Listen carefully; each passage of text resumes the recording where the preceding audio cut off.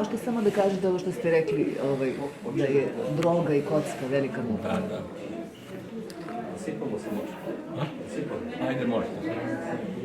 Pa trudili smo se ovdje, smo još od 95. godine smo tako primali te koji imaju problema sa drogom. Ali mali uspjeh, znači, to je jedno zlo koje nešto mu poremeti u glavi, da teško se pometi. Ali mislim da od svih tih poroka, droga, kocka, alkohol, da je najteža kocka. Tu čini mi se da ima koji su čitav stan prokockao. A nažalost to država bi trebala da to.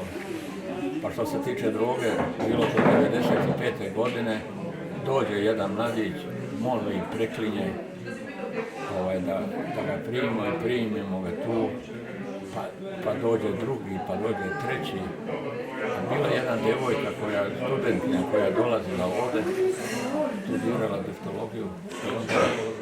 Ja je zamolim, idi molim te po Beogradu tamo da vidiš gdje se prodaje, gdje može to da se kako se. I ona ode negdje tamo kako se izlazi na Kalemegdan, to je bila neka noćna lokalna gdje su okupljali. Tu su čak delili besplatno jaju, pa su dobro ovako proračunali da ga navuče na drogu, kad ga navuče na drogu, onda će on sve da proda, da kupa. Što znači da država stoji iza toga, da im je to najumnosniji profit. Koliko vera pomogne da se... Pa ima koji su i od alkohola i tako, koji se pomogne, tu se nađu malo mira, prije svega duhovno kad se on potkrepi, onda može sobom da vlada.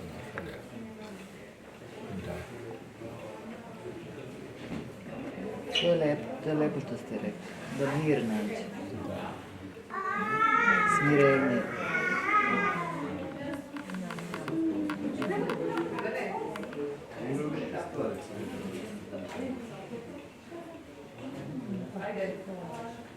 Ljudi ovdje nađu i prijatelje. Nađu i prijatelje i smirenje. I porodicu. To ne snimate, ne? Kaže, kad su Jevreji došli u Palestinu tamo i kad se po plemenima podelili na Palestinu i tako, imali su po jedan gran, se zvao utočište.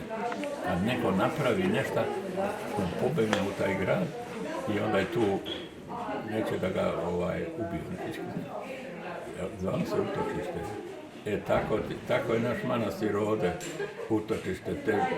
Čovjek se posađa sa ženom, pobegao kod nas. Roditelji isterali dete iz kuće, on pobegao kod nas. Tako. Dobro, mnogo sam pričao. Hvala.